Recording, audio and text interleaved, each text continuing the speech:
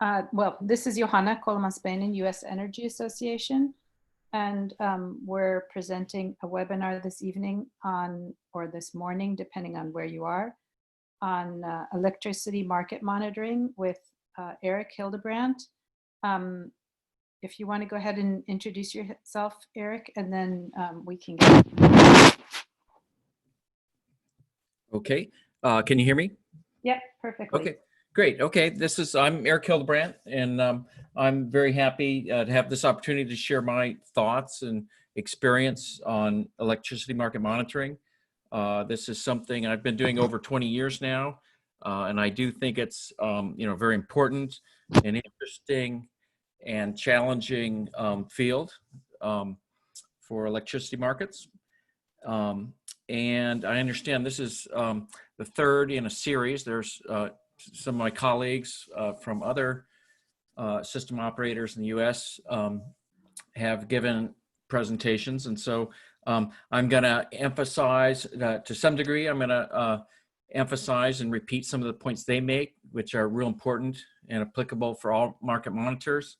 But the rest of my presentation, I was going to kind of point out the differences and between different markets and focus on some areas that that they didn't cover. I think both of my colleagues did a great job covering a lot of broader market design issues in the United States, so I won't go into that. So just very briefly, some background on the California Independent System Operator. We started 20 years ago as the system operator for California, which was the biggest market in the Western United States. But in the last 4 years, we have expanded and basically most of the Western states in the United States have now joined in with the California ISO because they've seen the benefits of a regional transmission operator. And it's a kind of an interesting model. It may be applicable in some countries because a lot of the regulation of utilities is under state control. So it can be a challenge to unite utilities and systems from different states, which are subject to state government, into a single entity. But we have done that in the last 4 years here. In terms of our market design, and I'll just point some things out because we are different from the Eastern ISOs and Midwestern ISO that, or some of the other presentations. We don't have a capacity market, but we have what's called a resource adequacy capacity requirements for all the different utilities or load serving entities.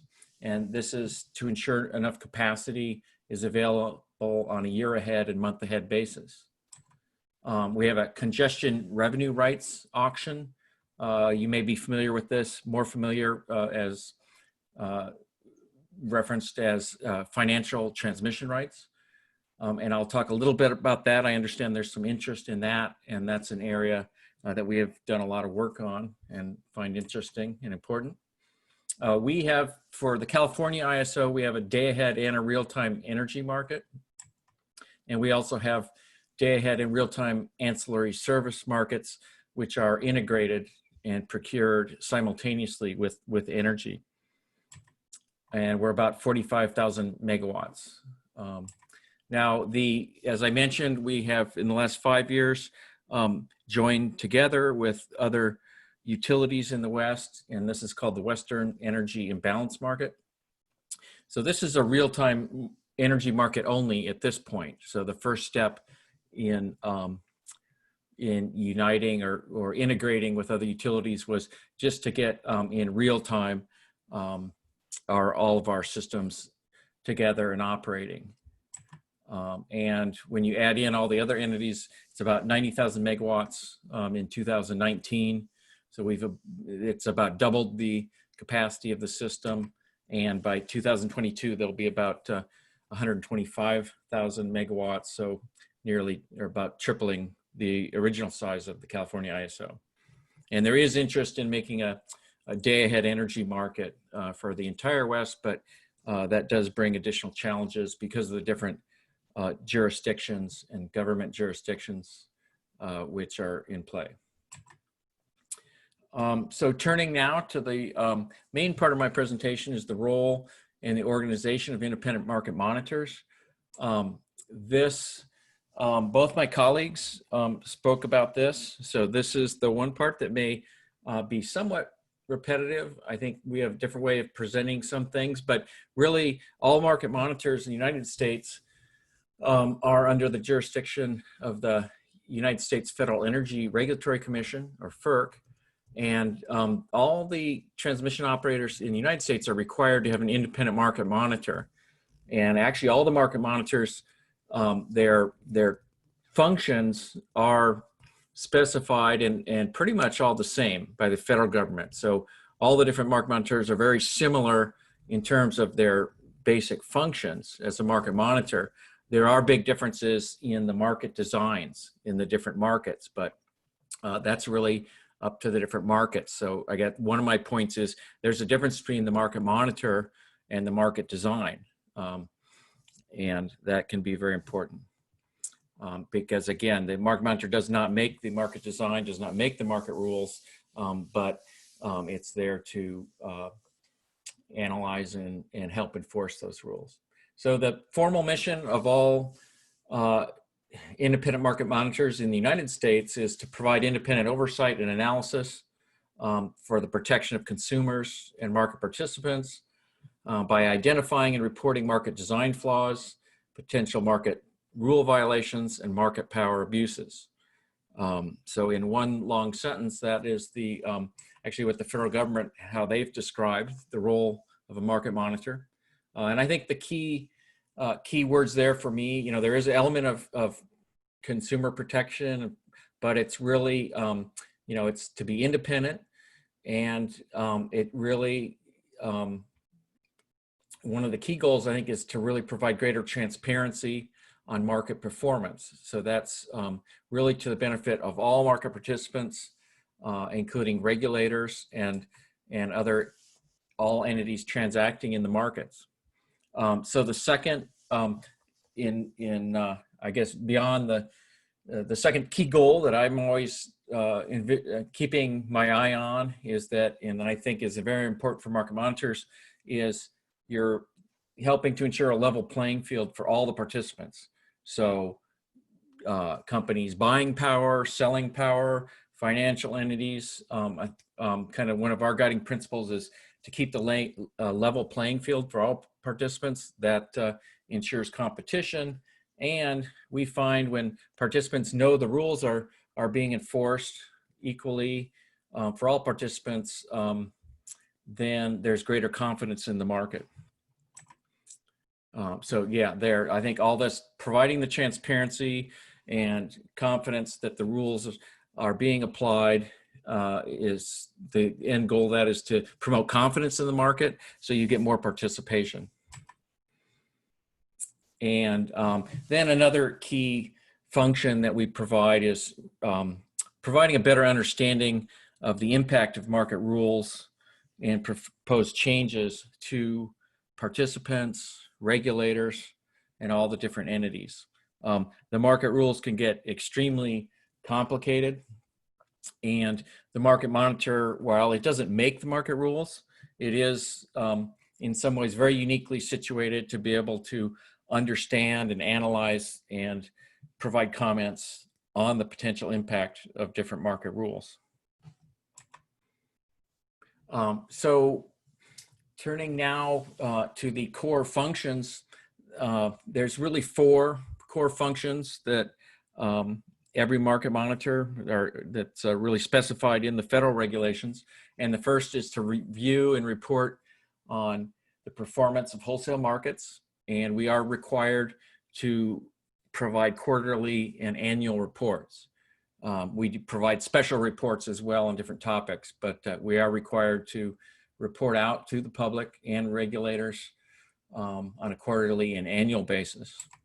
And if you go to our websites, you can see on all the market monitors, you can see great examples of what those quarterly and annual reports look like, and you can get a real good idea of what what the market monitor is doing throughout the year, because a lot of that is reflected and captured in the quarterly and the annual reports. So the second thing then is, we're monitoring the markets on a day-to-day basis and producing reports, and the reports, again, are really to provide transparency. But then the second big function, as I mentioned, is to evaluate existing and proposed market rules and provide recommendations. I'll just note here that includes existing and proposed market rules. So most ISOs have a formal process and they're constantly looking at market rule changes. And we comment and participate on that. But also market monitors, oftentimes they point out by analyzing and reporting on the performance of the market. Well, oftentimes it's the market power or the market monitor that might cause a market rule to be reevaluated or changed. So it's very important to be looking not just on what the ISO is already considering changing, but looking at the performance and making recommendations as far as rule changes that should be considered. Third major core function is to notify, in our case, federal regulators, the Federal Energy Regulatory Commission. And there's two cases in which we would do that. We work very closely with the federal regulators on an ongoing basis, both formally and informally. But the first one, and the one that participants may be most aware of, is when a market participant may have engaged in conduct that may require investigation or a sanction. And that can be anything from a violation, I'll get into some of the details, but a violation of market rules, or just conduct that may be detrimental to market efficiency. ISOs, in addition to monitoring market participants, they also monitor the ISO and the ISO itself. We are independent of the system operator, and in the course of the monitoring, if we do see that the ISO may not have followed approved market rules or engaged in other questionable behavior, we are to notify the federal regulators about that as well. So those first three, all market monitors do that. There's an optional fourth function, and that is that the market monitors, they may develop or review cost-based bids that are used in market power mitigation. But otherwise, actually market monitors are prohibited from being responsible for anything really to do with the operation of the market or the application of market power mitigation, any kind of a bid caps or anything. So the idea is the market monitor does do analysis. It's in a good position to assess costs before the fact, but the actual market is run by the market, the system operator, and they're responsible for applying the mitigation. So, and the intent there is to keep some separation between the entity applying the mitigation and running the market. That would be the system operator, and the market monitor, who would be reviewing that. And another reason for that separation, or really the prohibition on the market monitor doing certain other functions, is really to make sure the market monitor can focus on monitoring, and it can allocate its resources to monitoring what it thinks needs to be monitored, and that doesn't get bogged down or tied down in a lot of the the day-to-day operations of the market. So there's two very important principles in play there. Just to emphasize here, the independent market monitors have no real authority to make or approve market rules, or even to impose sanctions in the United States. So again, the effectiveness of the market monitor really stems from its ability to analyze the market, provide recommendations, and also refer matters and work with the federal government to take action. So let's see, my next slide actually kind of highlights some points my colleagues have made, is different things. So what it's important to ensure the independence and the effectiveness of a market monitor. So the first thing is ensuring that the market monitor is independent. And what does that mean? There's different kinds of independence. There's independence from market participants. So that market monitor is not under undue influence by any sector of the market in terms of the market participants. It means it's independent of the ISO management and its board of directors, and also independent from regulatory entities. So while, as I mentioned, a lot of the core functions of the market monitor are specified by the Federal Energy Regulatory Commission, and we report in many ways to the Federal Energy Regulatory Commission, we are still independent and give independent opinions to the federal government, and may often take a different position on potential market rules than the federal government would.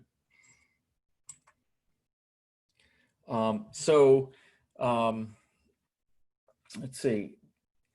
As I mentioned, the roles and responsibilities of the market monitor is specifically defined in ISO rules.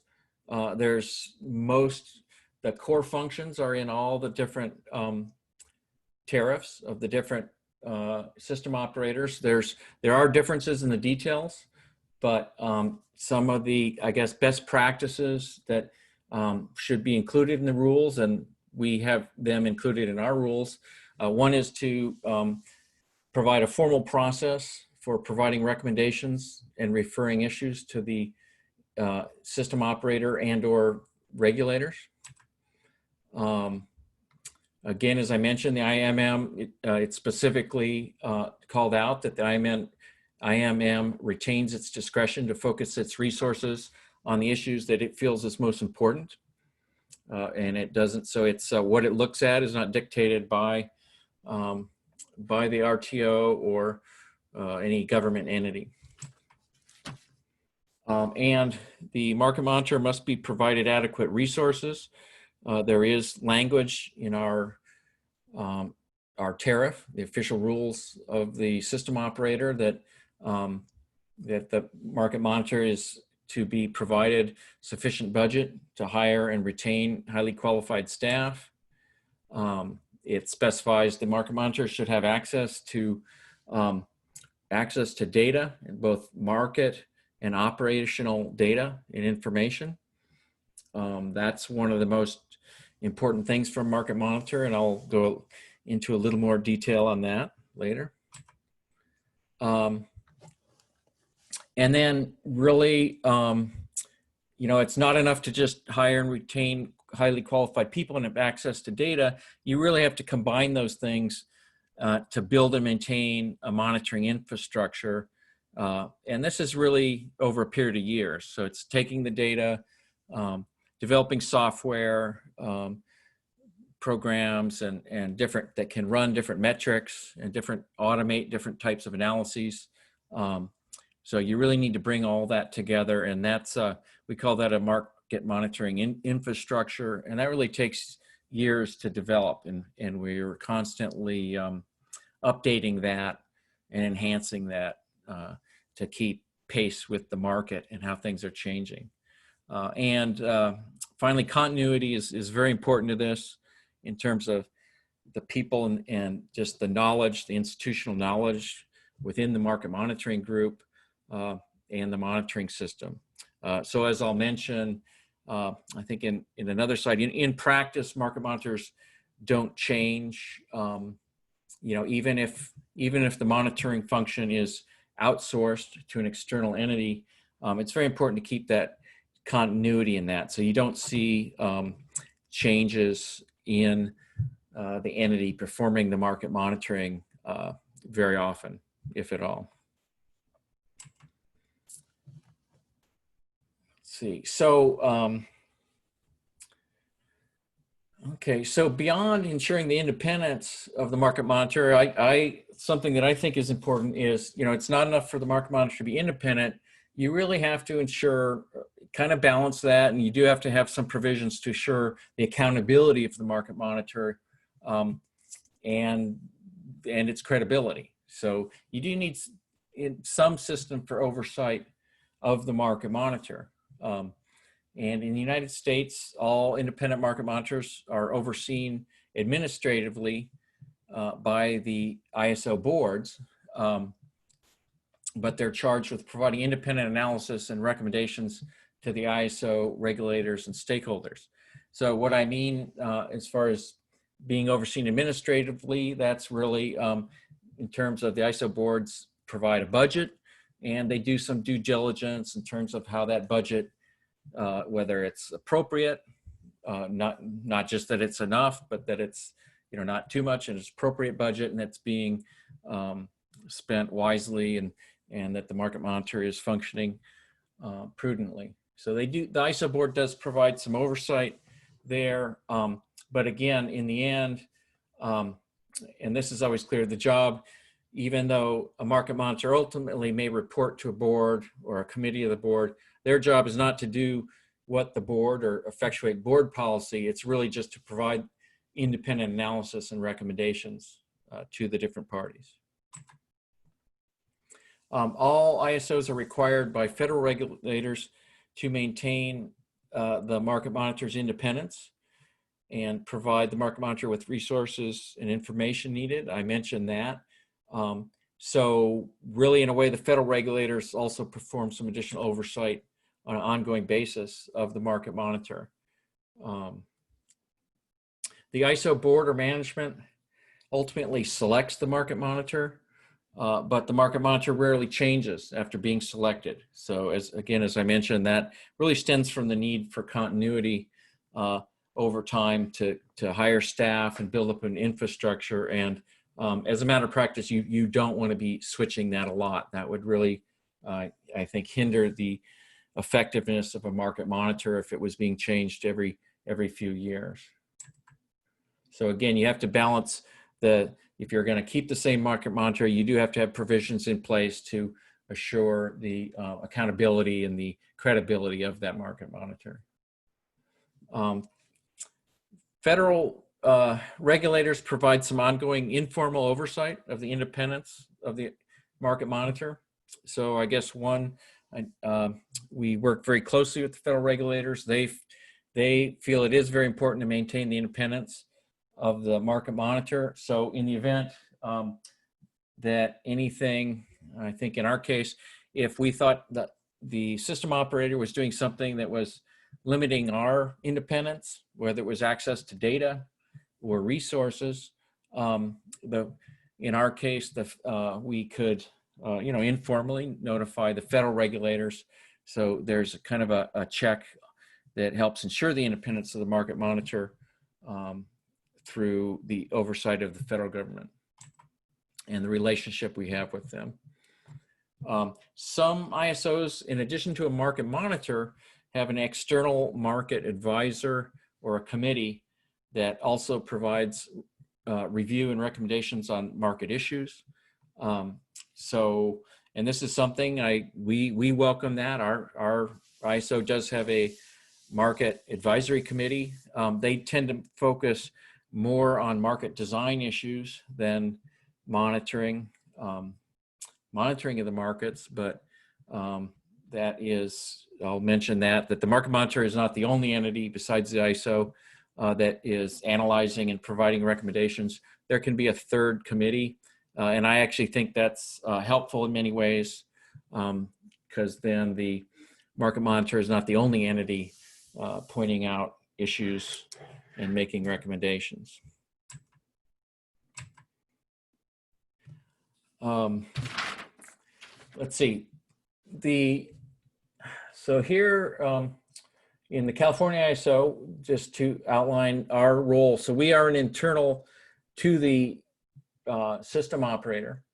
And as I'll mention, let's see, there's different models. At some RTOs, there's an external entity doing the market monitoring. We are a department within the RTO.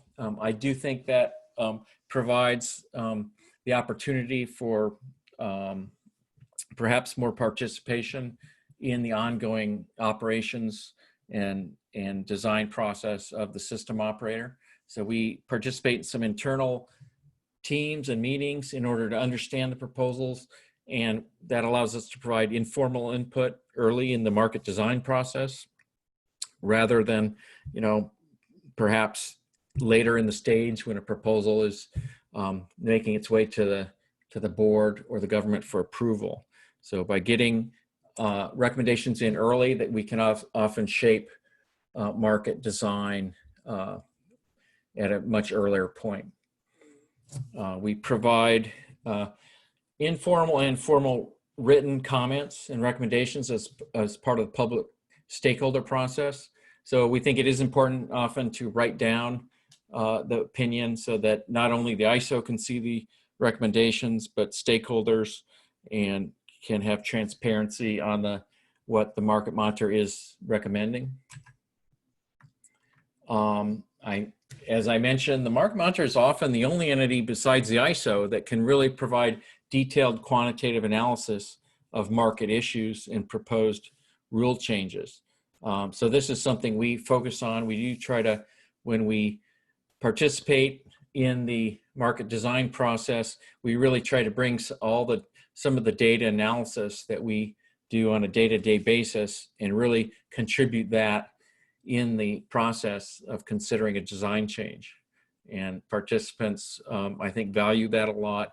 Again, the market monitor is often the only entity besides the ISO that actually has access and understands all that data.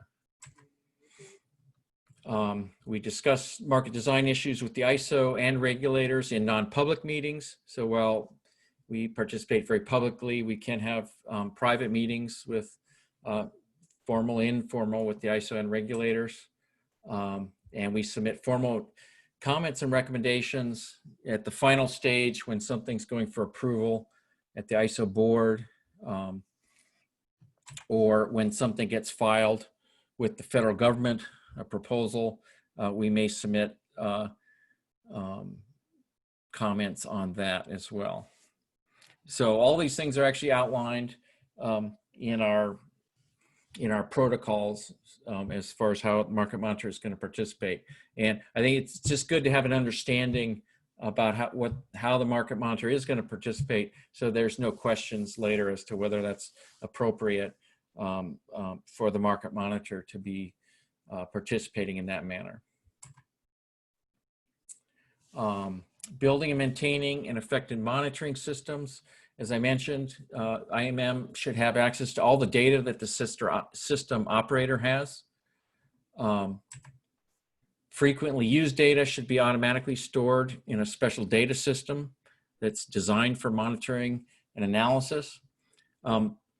Other data that may be needed should be provided or available in response to a special request from the ISO. So while we get most of the market data, it's oftentimes you need some additional information on a case-by-case basis, and the market monitor should have access to that and a process for getting that.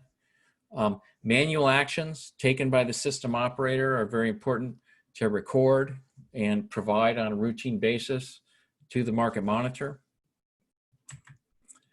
The market monitor needs access to ISO staff as well to obtain detailed information and explanations about the details of the market software and operating practices. So it's not enough just to have a lot of numerical data. You really need access to staff to explain, you know, what's going on in the software and what all this data is meant to reflect in practice, and the operating practices as well.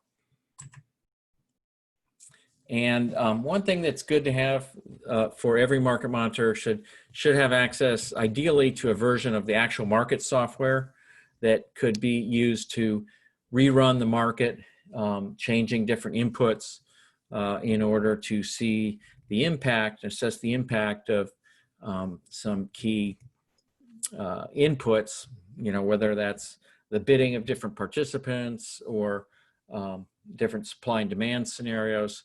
So that can be very important for the market monitor to really understand and assess how the market is working and what's driving different elements of the market outcomes. And as I mentioned, building this system takes a matter of years and requires a combination of staff, data, software, and operational knowledge. Let's see, another thing that we have run into a lot is a market monitor needs the authority to require submission of any relevant data from market participants. And some data are specifically required in advance by the ISO. This might be, typically characteristics of different generating resources, heat rates, ramp rates, marginal operating costs. So those kind of things are just required in advance, and you don't have to ask for them. It's on a list of information that has to be provided. And then other information should be available on request as long as it's reasonably related to analyzing the market or market behavior. We do have the authority to request that from market participants. It is subject to confidentiality protections, but it's important for the market monitor to basically be able to compel participants to provide information in the course of an investigation that it may be doing. And failures to provide data are subject to sanction. This is in our tariff. We've had some test cases where a participant just basically refused to provide information. Obviously, that would limit what a market monitor could do in terms of any kind of investigation. And in the end, our authority has been confirmed by the federal government. And so we are pretty successful that our authority to request and receive information is taken seriously by market participants. That's very important. And I link at the bottom there is just to, there's a Appendix P of our tariff, lays out a lot of the different protocols and authorities and processes that I've mentioned so far. So as I mentioned, there are different market monitoring structures. There's two main kinds. Some are external to the system operator. My colleagues at PJM and MISO that gave similar presentations, they're both external market monitors, so they're not directly part of the ISO. And New York ISO is another example that has that system. Under that system, there's a multi-year contract is awarded by the system operator to an entity to serve as the market monitor. So it's essentially contracting out the job of being a market monitor to a private company. That's usually, I think, a 3 or 4 year contract, as I recall. And just to give you an idea, there's different models. MISO in New York have a fixed price budget for the core monitoring, and then additional work might be compensated on an hourly basis. PJM has a cost-based budget, kind of based more on the bottom up on the number of staff that it has. And now then other ISOs, there's 3 ISOs which have the internal market monitor, and that would be the California ISO, as well as New England and the Southwest Power Pool. And in these cases, the market monitor is a department within the system operator, but it's independent of the ISO management, and it's overseen by a board committee. And all the internal ISOs market monitors have a cost-based budget, again, based on staffing levels, software support that's approved annually by the board of directors.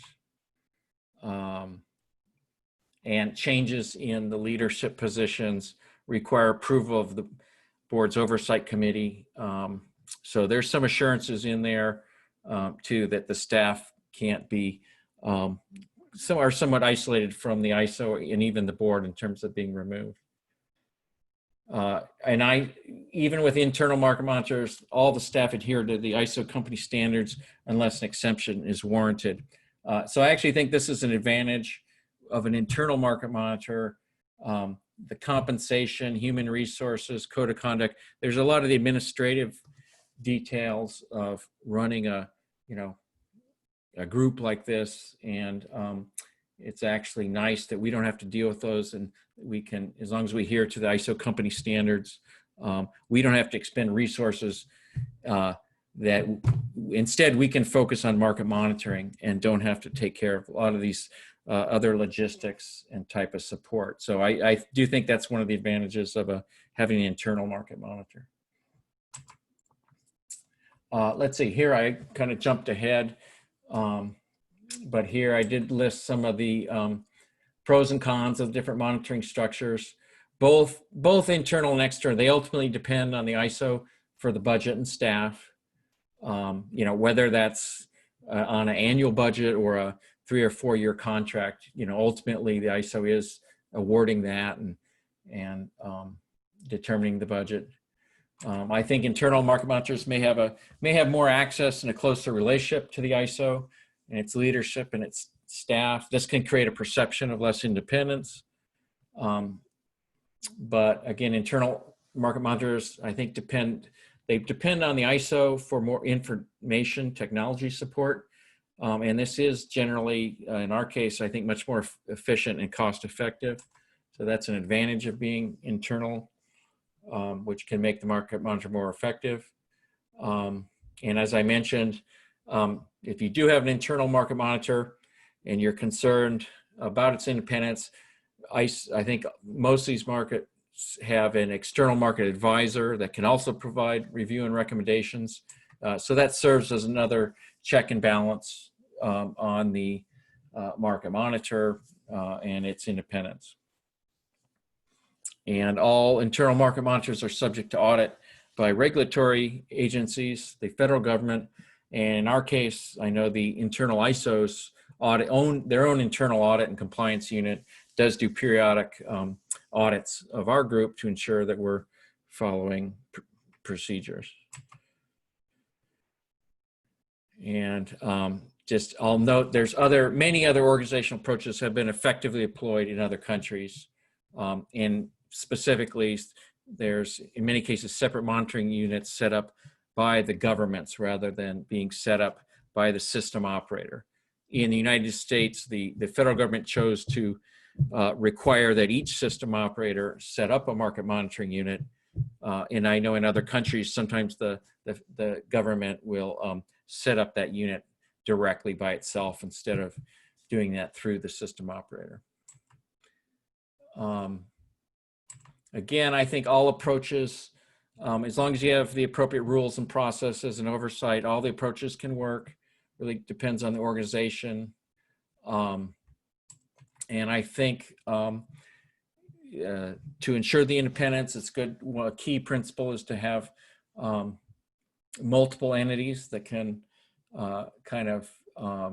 be aware of what the market monitor is doing, provide a lot of transparency. I'll note the market monitor is only as independent as its leadership. That can be very important.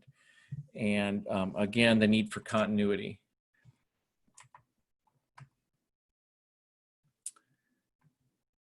Okay, with that, I'm just doing a check on time here.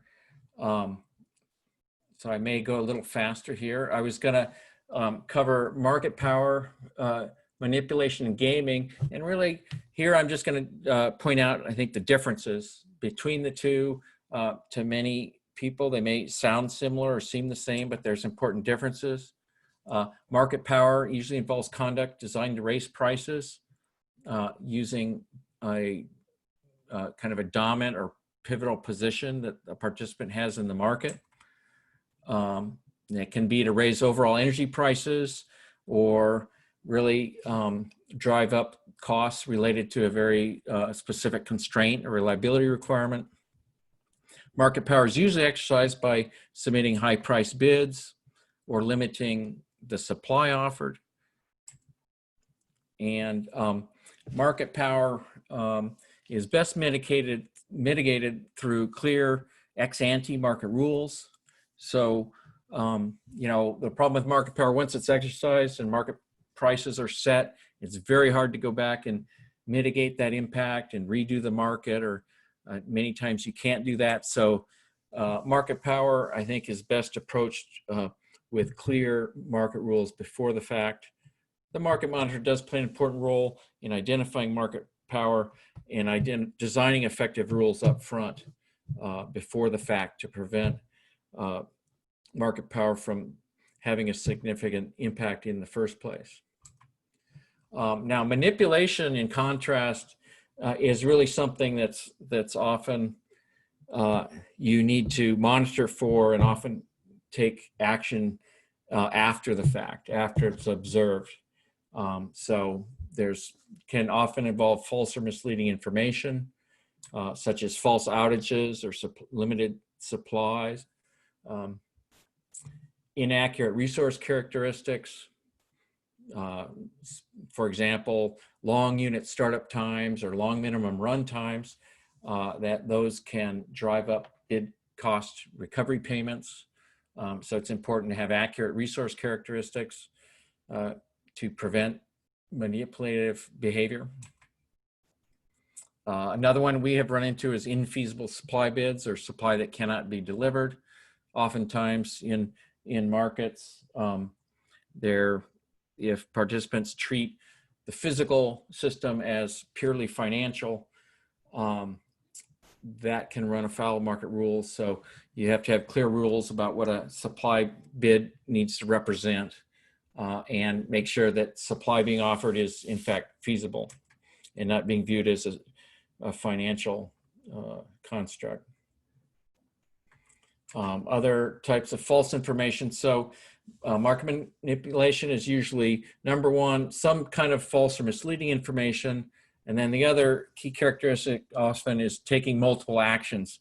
So, you know, you submit false information, perhaps about your unit, and then you bid or schedule in a manner to take advantage of that, or changing bids after the ISO's reliability commitment process is completed. So, so that's another characteristic of manipulation. It's then not just submitting false information, but then taking another action that kind of exploits that. And multiple markets is another characteristic. A lot of market power, or a lot of market manipulation, involves an unprofitable trade in one market to profit in a different market. For instance, losing money in a physical market to drive prices in a financial market up, or losing money in a current market to drive up futures prices. So those are characteristics of market manipulation. Can be hard to detect, obviously, but so we tend to focus on kind of these characteristics. Examples, in I think every ISO, one that we find often occurs is to increase bid cost recovery payments or uplift. So these are payments that most ISOs make if a unit is committed for reliability and the market price doesn't compensate or cover all the units bids, then it can receive we call it bid cost recovery. Other markets call it an uplift payment. Those are can be very susceptible to gaming. For instance, submitting you know, high minimum operating levels or minimum run hours, requiring a unit to be operated at a very high level for a long time. If it's needed for reliability, that would drive up costs unnecessarily. Infeasible bids or schedules. Another manipulative kind of scheme I think that many ISOs have seen is where a participant may schedule to sell excessive energy from a certain location, that's then the ISO has to buy that back at low prices. That's another one that's been exercised in different forms. Another one we have run into is publicizing false supply limitations in order to increase bilateral futures prices. So declaring units out or maybe being on extended outage in order to drive up or influence futures prices that the participant is buying or selling at. And cross-market manipulation, I mentioned that one. So that would be increasing, or an example might be increasing or decreasing the ISO market prices at a loss in order to profit from bilateral market trades that are tied to the ISO prices. So again, a very common one. I think every ISO has run into this. The key here is that is leverage. So if a participant can take a loss, as long as that loss in the ISO's market is less than the profit that the participant stands gaining in the bilateral market, this can be profitable. So you can see really if the volume being transacted in the bilateral market is higher than the volume being transacted at a loss in the ISO market, this can be profitable for participants. And finally, I'll mention congestion revenue rights or financial congestion revenue rights. This is another one that we have found is quite subject to gaming, and that can be creating or eliminating congestion to increase in profit from the financial revenue rights. So again, taking a loss in the physical market of the system operator in order to leverage that and gain higher profits from the financial market, in this case, the financial revenue rights.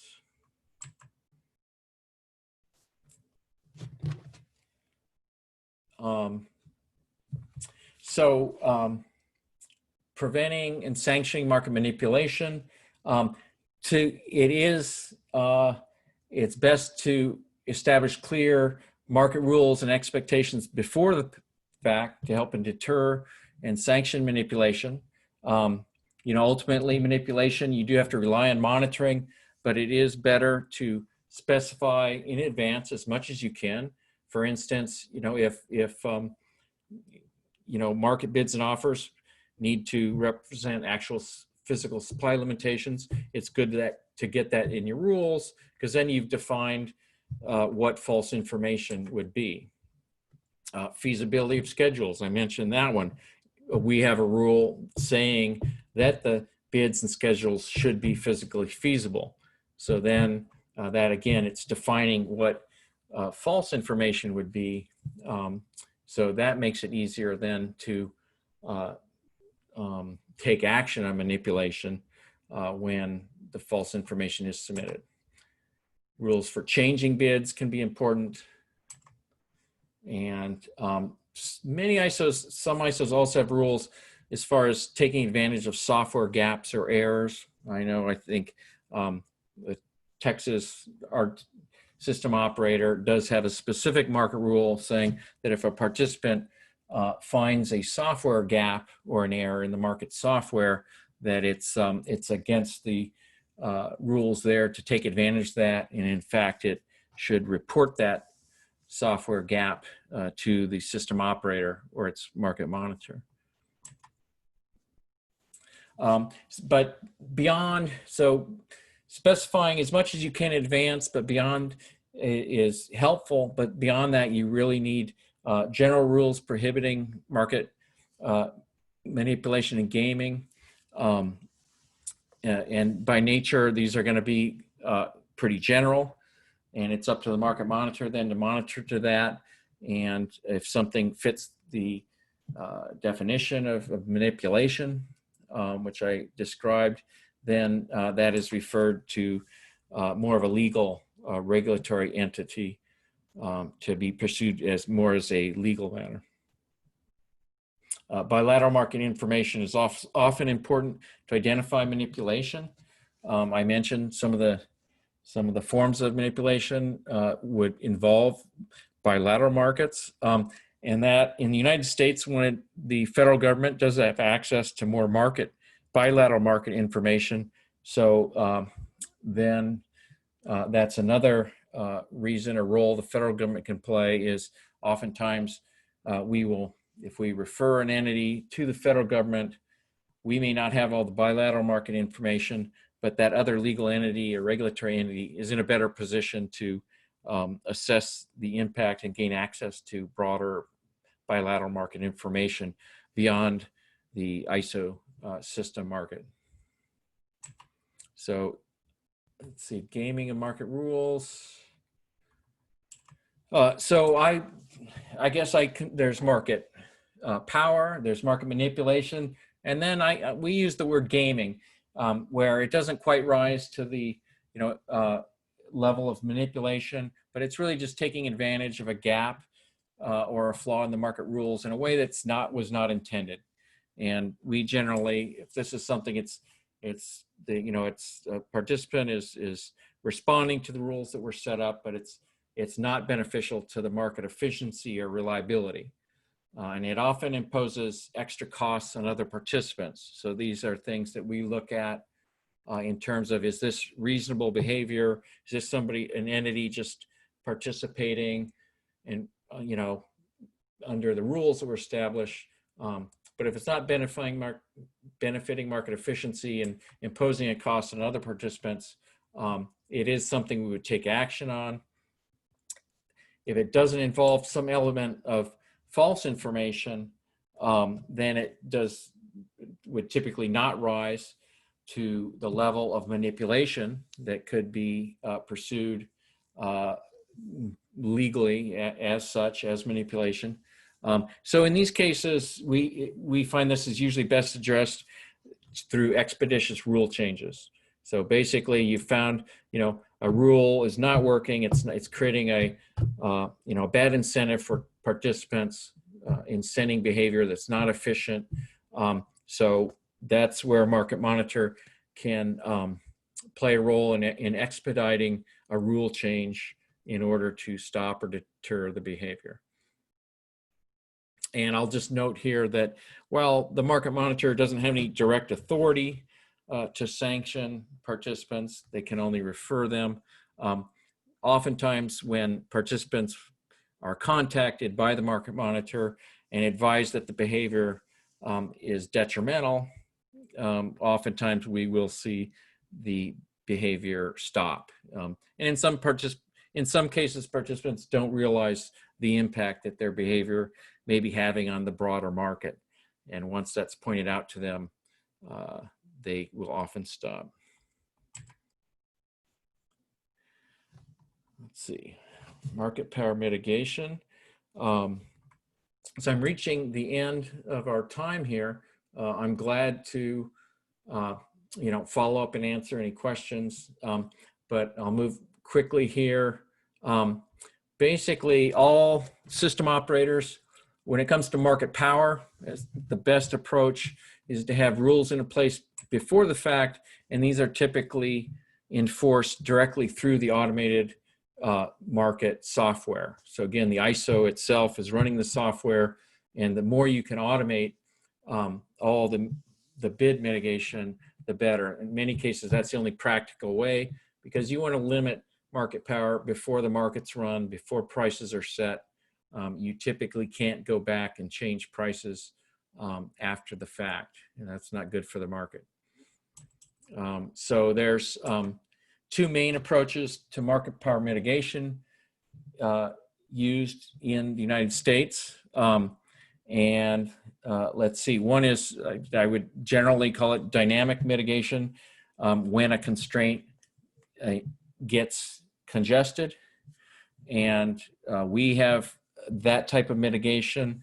PJM, one of my colleagues who presented in the other presentation, we are actually quite similar to theirs. There's another major type of market power mitigation, the conduct and impact tests, and that was described by my colleague from Potomac Economics, and that's the approach used in the Midwest ISO, New York, New England, and the Southwest Power Pool. I won't go into detail about dynamic mitigation, but it is really, again, just triggered when individual constraint may be congested, and it basically looks at whether the degree to which that constraint is subject to structural market power, and could be that market power could be exercised by given the concentration. Let's see, I will skip this.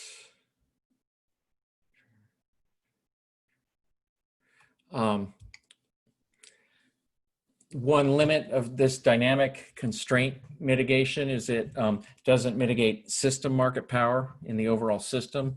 It only kicks in if individual constraints are congested. You can get non-competitive conditions in an overall system when local constraints aren't congested.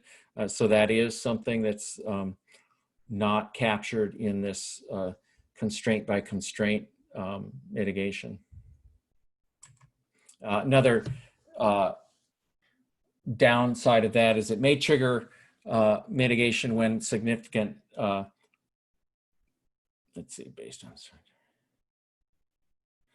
on, one criticism of it is that mitigation can be triggered when a market is structurally uncompetitive, but market power is not actually being exercised. In this case, we don't mitigate bids down below estimated marginal costs plus a 10% margin. So the idea here is you don't want to over mitigate systems or suppliers. So in most cases, there is some headroom built in to the mitigation, kind of to reduce concern about over involvement, over mitigation in the market. And in our market, we have no mitigation of commitment cost bids. Startup and middle load bids in our market are subject to a static cap of 125% of estimated costs. It can be much more difficult to determine when startup and minimum load bids are basically being accepted due to non-competitive conditions. That can be much more difficult than assessing an energy constraint or transmission constraint. So in our market, we have a static cap on the commitment costs. And I point that out. That is in contrast. Just some quick comments on the conduct and impact test. Those were gone over in detail in a prior presentation. And again, it's based on the idea of reference level bids for each unit are designed to reflect their marginal costs, including potential opportunity costs. Then there's a conduct test applied that assesses, is the participant bidding significantly in excess of that reference level? And then an impact test is applied to assess whether that conduct is impacting market prices. So I guess in California, we don't, the concept of conduct impact test we think can be solid. I think the key thing would be the thresholds in some cases we think don't provide sufficient or similar mitigation. I'll just point out in some other markets, the threshold for triggering a conduct or failing the conduct test can be quite high, $100 per megawatt hour. So that's quite a bit above marginal costs. And the concern there can be the limitations that the conduct and impact test doesn't mitigate overall market power in the system as well. And again, the thresholds, I think, are the key in our mind in terms of whether the effectiveness of the conduct and impact test. If you have a very high threshold before an entity can fail these tests, they can bid right up to the threshold without triggering mitigation. And again, if those thresholds are high, $100 impact on market price, that's quite a significant impact on the market price. So again, I guess that could be addressed by having, in terms of the threshold that is used to trigger those two tests.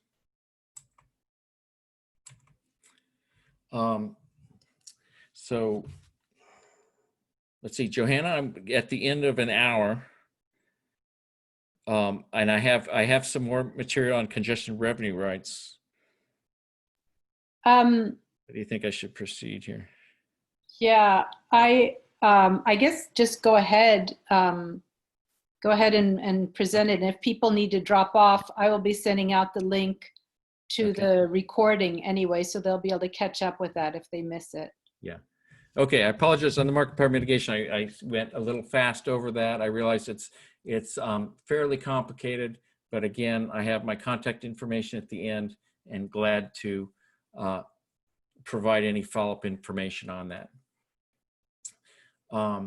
So the final section, this will probably take about 15 minutes or so, is on congestion revenue rights, as we call them, CRRs. They're also known in other markets as financial transmission rights, or FTRs.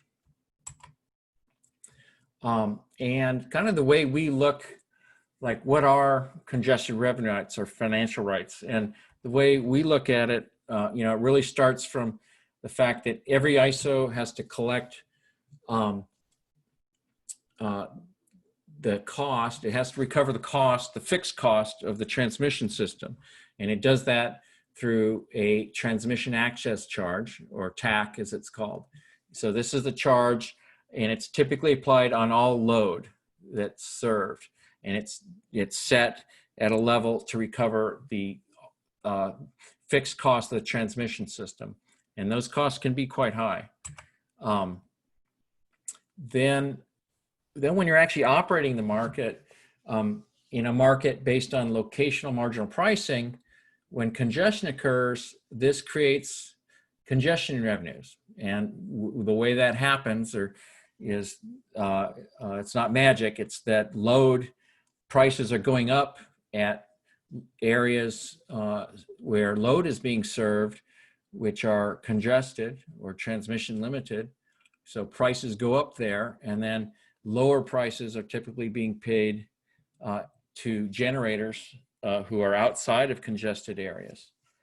So when you add up all the locational margin prices being charged to load, and you subtract all the locational margin prices being paid to generators, there's usually a surplus when there's congestion, and that's called congestion revenues.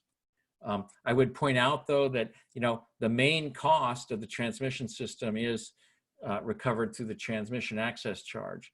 And I think in our market, the congestion revenues are maybe 10% at most of the fixed cost of the transmission system that's being recovered through the transmission access charge.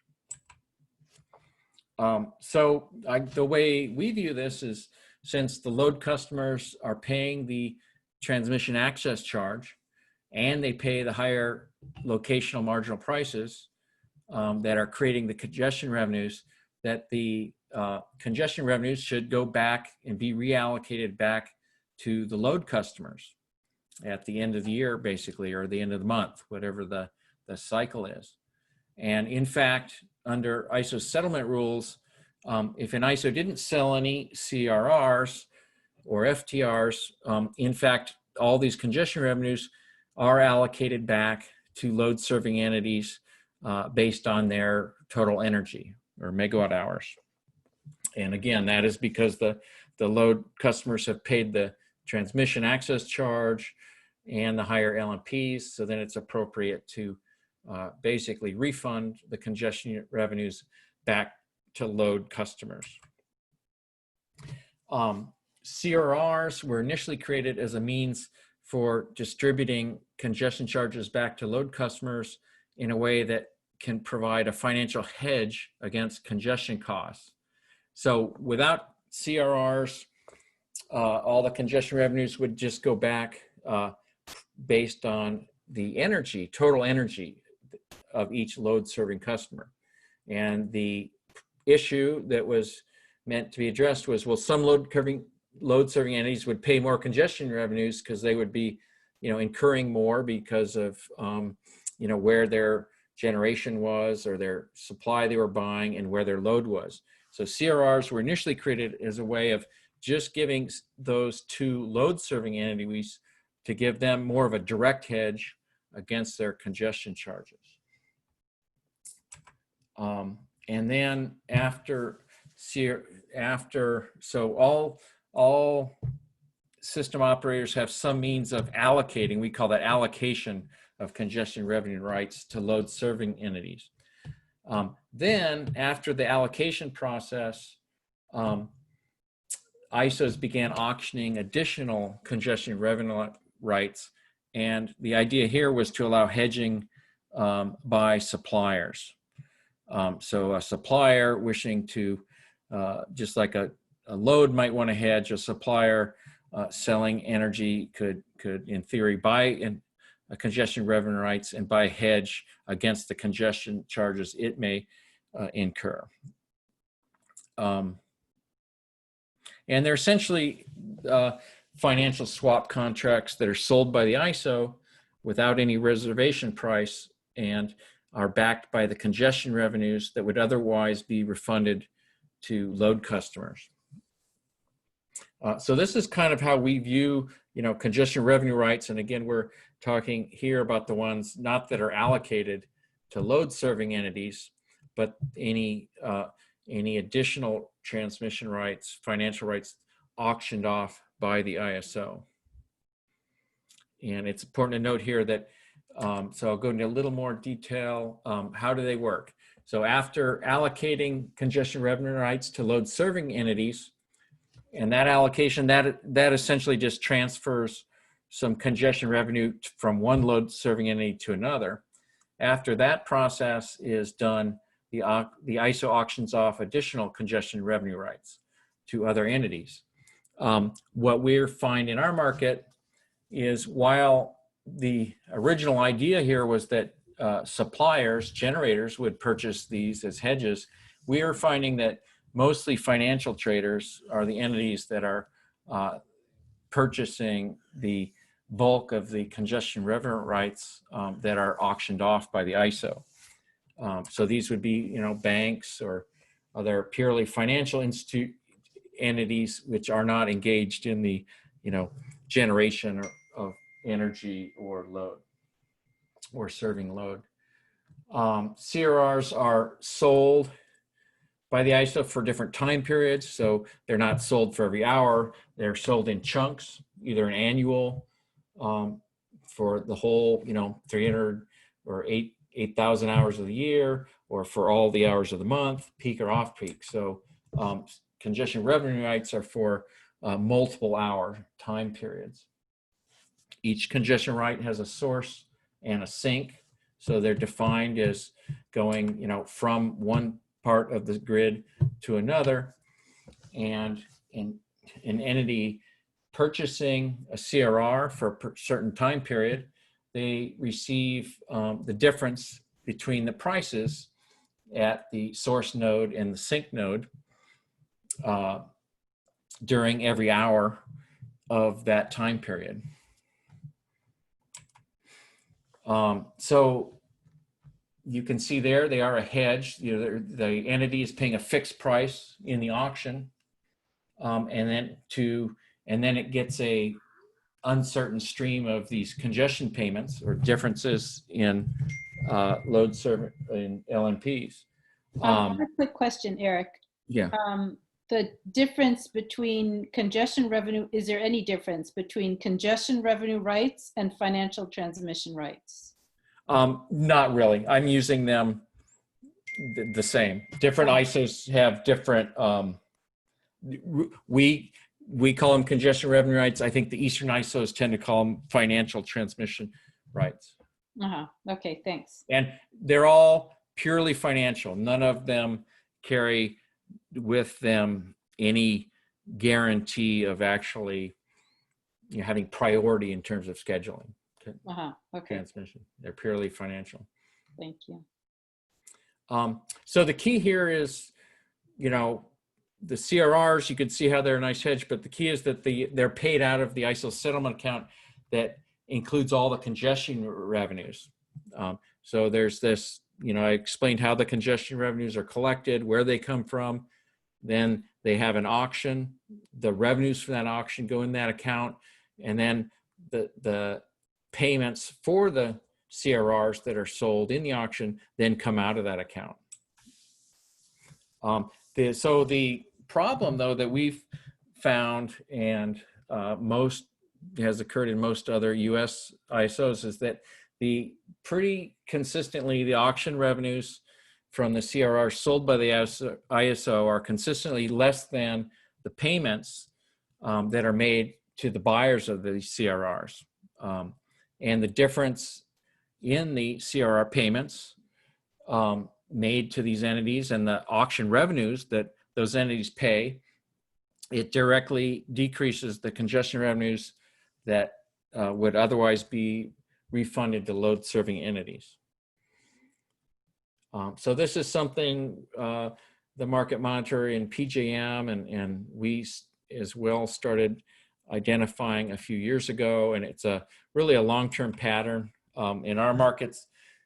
Every year, we've had congestion revenue rights for 10 years now, and every year the auction revenues have been well below the payments that the ISO paid out for those auction CRRs.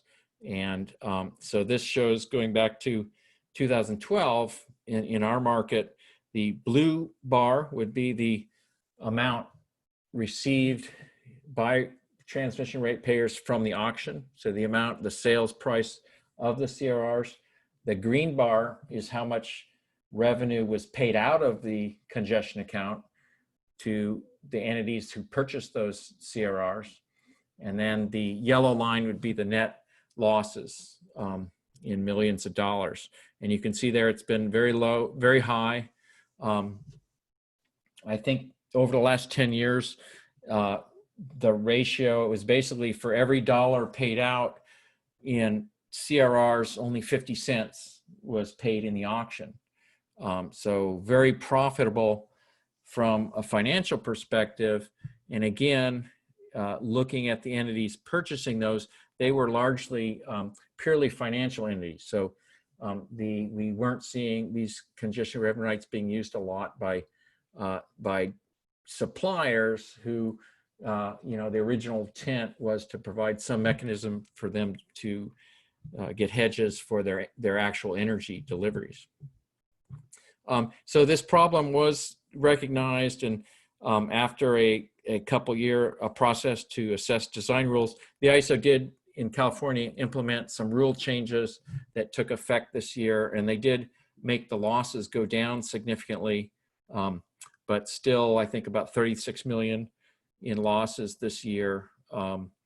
Not as much as we've seen in past years, but still losses. And the changes made, let's see, in a nutshell, the two changes were made. The big one was just selling fewer congestion revenue rights, dramatically cutting back on the number and the type of them that were allowed to be purchased in the auction, and also limiting the payments so that the payments out to the CRRs could not exceed the congestion revenues collected on individual constraints.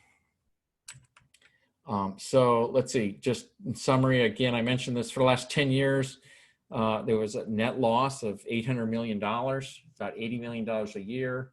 The auction was only collecting about 50 cents per dollar paid out.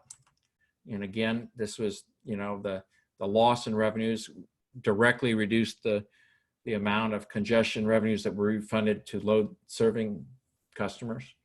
The changes were to limit the type of CRRs that could be purchased to sources and sinks, which corresponded to actual generation and load nodes. So CRRs could only be purchased, between an actual generation node and a load node. There's many other loads on the system, obviously, that you could, have a CRR to, but the ISO limited these to delivery pairs, they were called. And the idea here was to only sell CRRs for which might be more likely to be used, as actual hedges for physical delivery of power.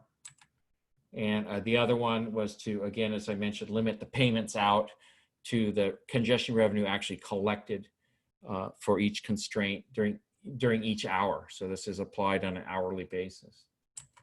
And the losses are down to 34 million in 2019 due to the changes. And so we, this is another thing, as the market monitor, we did, an analysis of the rule changes, and we really attribute this to, the rule changes did have a big impact, but congestion was also lower. So, only, I think, part of the decrease we would attribute to the changes and part to the lower congestion. One of the metrics we used or developed is to look at these losses as a percent of total congestion revenue. So in prior years, it was averaging about 20%. So the law, about 20% of the congestion revenues were being basically lost and paid out in profits to the entities purchasing the congestion revenue rights. And that was reduced down to about 10% this year. So it did cut that in half. Congestion was also down. So that was, as I mentioned, so 10% of a lower number, the losses were lower due to the lower overall congestion. So as the market monitor, we continue to recommend that sales, our position is that sales of congestion revenue rights by the ISO are unnecessary. Given this history, it just has, there's a wealth of evidence now that says, the price of the CRRs just for various reasons does not reflect the value of the congestion revenues being paid out. And we don't see, we see very few of the CRRs actually being used as hedges by physical suppliers. So I guess our position is, if an ISO wants to promote hedging, and facilitate hedging by buyers and sellers, that this should be done through a market based on a CRR market based on willing sellers of financial hedges. So kind of our perspective is the ISO is auctioning off these financial hedges on behalf of load serving entities. They're backed out of the congestion revenues. And if the ISO wants to run that kind of market, it should be based on willing sellers. If a load serving entity or a financial entity would like to offer a financial hedge, then the ISO could have help a market to match up buyers and sellers, but that it doesn't make sense just to auction off financial hedges backed by congestion revenues that would otherwise be refunded to transmission ratepayers. Manipulation of CRRs. So beyond just the, I guess this other critique that we have made of financial congestion rights. Another thing to worry about or think about, they are subject to manipulation. As I mentioned, most CRRs are bought by purely financial entities, commodity traders, banks, small trading firms, and they're not being used as hedges. They can create the incentive for cross-market manipulation. So traders and marketers can schedule energy to create congestion. And then if they may do that at a loss, but that can be offset, more than offset, by an increase in their congestion revenue rights payments. And that's called leverage. So if an entity can take a smaller loss in the ISO market, but impact the price of congestion and profit more because they own, a larger volume of congestion revenue rights, then this is profitable, and it's basically, though, it's either creating artificial unnecessary congestion to profit. So we view that, and other ISOs view that as manipulation, again, because it's distorting the energy market because of trades designed to create greater profits in the financial market. I'll just note, while it's easier to think about this as in terms of an entity creating congestion through its scheduling, scheduling more energy to create congestion, there have been numerous cases identified and publicized as well where an entity had a congestion revenue right that it was being, congestion was in the opposite direction, so the CRR holder was required to pay when congestion in that direction occurred. And in this case, an entity can profit by eliminating the congestion. So basically, schedule some energy in the opposite way to relieve that. And again, this is artificially manipulating and distorting the energy market prices in order to profit in the financial markets. So monitoring for the manipulation of congestion that affects CRRs can be complicated. It requires complex automated metrics to be set up in advance. It also requires quite a bit of ongoing monitoring. You can write and design quite a few metrics that can be run on an automated basis, but you still have to review those and look at behavior on a case-by-case basis to really detect this type of manipulation.